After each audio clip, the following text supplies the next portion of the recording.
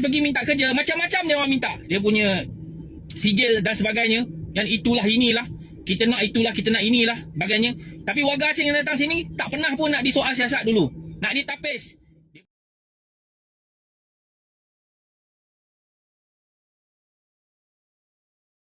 Warga asing, parti haram dan pelayaran haram Rohingya yang semakin bertambah dalam negara kita sehingga mereka semakin berani dalam banyak hal. Jumlah kadar jenayah seperti merompak, pelacuran, menipu, merogoh dan pecah rumah semakin bertambah dalam kalangan warga asing. Mereka bermaharajalela berniaga di dalam negara kita tanpa langsung rasa gentar dikenakan tindakan. Mereka semakin berani membuat kacau seperti bergaduh sesama sendiri sehingga menakutkan penduduk tempatan. Mereka semakin berani mengimpor budaya buruk kehidupan mereka ke negara kita seperti mengamis di jalan raya yang sesak dengan kenderaan dan minum minuman keras di khalayak ramai. Jumlah mereka yang semakin ramai menyebabkan keselamatan negara kita boleh tergugat pada bila-bila masa sahaja. Kita tidak melarang pun warga asing ini untuk datang bekerja demi pembangunan negara Malaysia sebab mereka masuk pun atas permit bekerja. Tapi sekarang ini mereka masuk sini dan mengambil kesempatan untuk menjadi tauke dengan menyalahgunakan permit kerja dari daripada majikan atau mencerobos secara haram ke dalam negara. Yang menjadi tauke ini pula akan mengganggu ekonomi rakyat kita dan negara. Mereka ini tidak membayar income tax. Mereka banyak menghantar duit ke negara mereka. Ini adalah salah satu sebab kenapa nilai ringgit kita jatuh dan sukar untuk pulih. Sebab mereka membawa aliran ringgit keluar. Mengikut kajian dalam 1 tahun, jumlah aliran ringgit keluar adalah 80 bilion ringgit yang dibawa oleh pekerja asing sahaja. Dalam bidang kontraktor, dah ramai pekerja asing sudah menjadi kontraktor tanpa lesen CIDB. Mereka berani ambil sub dari Mencon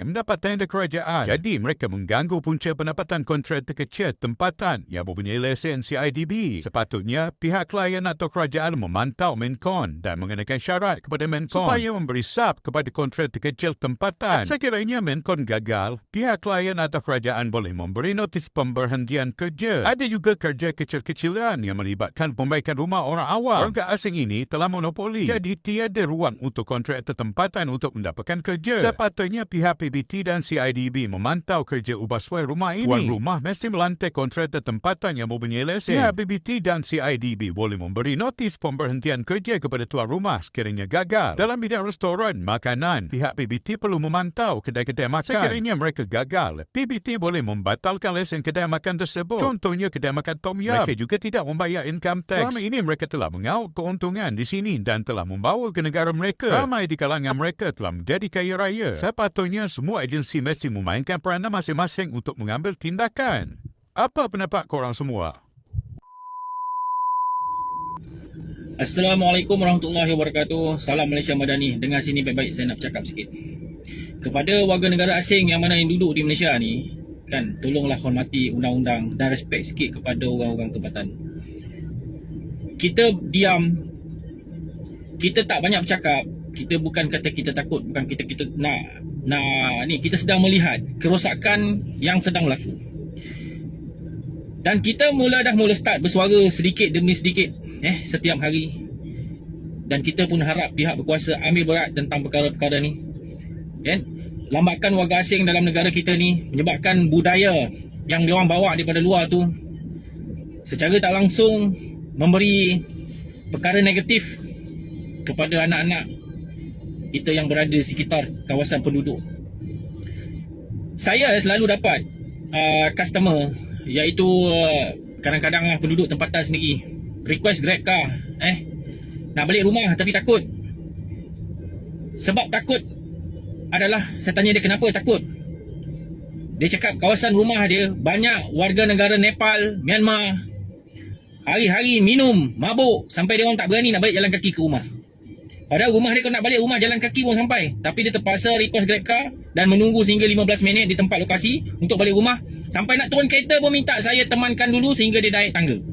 Cuba bayangkanlah, orang tempatan sampai tahap begitu, nak balik rumah jadi takut disebabkan angkara warga negara luar ni yang tidak menghormati warga tempatan yang mana yang menyewa di kawasan-kawasan flat. Saya pun tak tahu kawasan perumahan awam untuk rakyat tempatan, tapi macam mana boleh penuh berlama-lama warga asing sewa kat situ. Ini yang saya katakan tadi, pengkhianatan ni kepada bangsa dan negara ni. Sedangkan perumahan rakyat tu diberikan untuk orang-orang tempatan yang mana golongan yang susah, yang tidak berkemampuan, yang kurang berkemampuan, tetapi dimonopoli oleh orang asing. Ada Bangla, ada Indon, ada Myanmar, Yang paling banyak Myanmar lah yang sewa dekat luar ni, Nepal terutamanya lagi. Setiap masa waktu malam mabuk dan mabuk lagi, kan, sampai terlengkup kan. Saya buat Grab car hari-hari, saya nampak dan saya melihat perkara ni, dan semakin hari semakin parah. Ramai yang mengadu dengan saya, kan, bila setiap kali naik kita tanya customer kita, tak kira India, tak kira Cina, tak kira Melayu, kan, yang paling takut biasanya Melayu lah, perempuan-perempuan Melayu yang paling takut lah.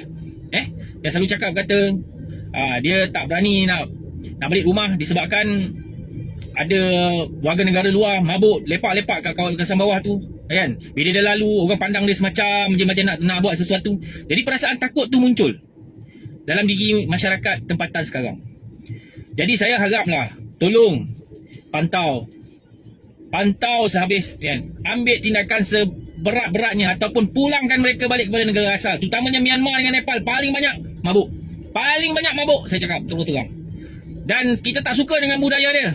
Memang kita tak suka dengan budaya dia. Sebab dikelilingi kita ada masyarakat, budak-budak, anak-anak kita yang sedang membesar ni, sedang melihat tentang kerosakan yang ada ni sebagai contoh-contoh yang tak baik yang ada depan mata dia. Dan kita nak mendidik menjadi anak bangsa kita supaya bangsa kita ni, rakyat Malaysia ni, patuh pada undang-undang. Tapi dalam masa yang sama, kita menunjukkan satu sifat yang negatif pada anak-anak kita di sekelilingan kita dengan masyarakat yang kita nampak dekat hari ni, berlambak-lambak dengan warga asing yang berada di sekitar ni. Secara tak langsung mereka akan belajar dan mengikut sedikit demi sedikit, walaupun apa yang kita cakap tu tak baik pada mereka. Di bawah pemandangan kita ni, memang mungkin dia akan melihat benda tu, mungkin dia akan dengar, tapi di belakang kita dia dah terikut-ikut dengan budaya luar. Ini yang saya tekankan kepada pihak kuasa, tolong pantau, jangan sampai kita rakyat ambil tindakan melulu, yang di luar batasan. Kadang-kadang kita hilang sabar, kita boleh jadi lupa. Manusia ni kalau dia dah marah sampai tahap dia tak boleh tahan, dia akan bertindak sesuatu perkara yang di luar batasan yang siapa-siapa pun tak boleh duga. Orang takut pun boleh jadi berani. Kan pernah dengar cerita kan, satu cerita zaman orang dulu bercakap, kan, daripada kena baham, lebih baik baham, kan. Daripada kena baham dengan orang, lebih baik kita melawan. Betul tak? Walaupun kita takut, bukan kita berani sangat, kita pun takut juga. Tapi bila kita dalam keadaan tersepit, kita takut, kita bertindak di luar batasan. Ini amaran. Betul-betul saya cakap, ini amaran kepada warga asing. Saya memang tidak betul langsung. Saya bukan orang politik. Saya bukan siapa-siapa. Dan tak ada pun nama saya yang terkenal selama hari ini. Tak pernah ada pun di mana-mana, kan, mana-mana pertubuhan. Tetapi saya, kalau saya dah hilang sabar, saya tak peduli siapa. Dan cuma saya harap benda ni yang buruk saya tak nak berlaku dalam negara ni. Dan kita tak nak orang yang seperti saya ni, yang diam selama hari ni, bangun memberontak, kan, menunjukkan rasa tidak puasan hati pada warga asing. Maka kita takut kita boleh buat sesuatu benda yang di luar jangkaan. Saya mengharap sangat-sangat, kalau orang tempatan pergi minta kerja, macam-macam dia orang minta, dia punya sijil dan sebagainya, dan itulah inilah, kita nak itulah, kita nak inilah sebagainya. Tapi warga asing yang datang sini tak pernah pun nak disoal siasat dulu, nak ditapis. Dia punya attitude dia punya perangai dia sekarang ni macam-macam. Dan saya buat Grab car, kita memang tahu kadang-kadang kita naik kereta, dia tanya dengan kita, "Encik, ada roadblock tak?" Kita dah boleh faham itu memang kosong ni, memang kosong. Tapi kita nak bercakap bagi pihak individu tak boleh, disebabkan apa, nanti kita nak buat aduan apa, nanti Grab car campaign kita. Ini satu masalah sebenarnya. Jadi kita terpaksa telan dan kita hantar secara diam-diam. Tapi dalam hati ni, perasaan marah ni, kan, tak tahu nak cakap macam mana lah. Memang betul-betul, memang tak boleh nak dibiarkan lagi. Saya mengharapkan sangat pihak-pihak masyarakat, pihak berkuasa yang berada sekeliling, kan, ataupun KRT yang mana yang dilantik, pantau kawasan-kawasan perumahan awam tidak dibenarkan warga asing untuk menyewa. Cuba bayangkan warga negara Malaysia pergi Singapura, nak sewa di Singapura, sewa bilik saja dia bagi dengan harga yang tinggi. Sebab apa? Saya tak nak galakkan warga kita pergi tinggal dekat dalam negara dia. Kita Malaysia, warga luar datang sini, bagi tempat tinggal lagi, bagi transport pergi kerja lagi, gaji sama banyak dengan rakyat tempatan, OT boleh kat diorang lagi. Apa yang kita ada dekat sini sekarang? Saya nak tanya yang tu je pada masyarakat. Kalau tak pandai, tak buka mata lagi, tak datang melihat lagi, saya pun tak faham lah. Kan, bagi HR kilang tu, terutamanya orang-orang yang berbangsa Melayu sendiri menjadi HR mana-mana kilang, kan, tolong ambil berat benda ni. Dan kepada juga Kementerian Sumber Manusia, tolong pantau, tolong audit, kan, tolong audit benda ni, tolong cek, kita minta tolong cek, buatkan sesuatu, jangan biarkan sampai rakyat dia marah, rakyat dah tak boleh nak terima dengan keadaan, kan. Saya bukan ahli politik, saya tidak ada sekiri dan tidak kanan, saya yang menjunjung adalah 5 rukun negara. Itulah siapa pun yang memerintah, kita mendukung dia. Tetapi kita nak dia buat kerja.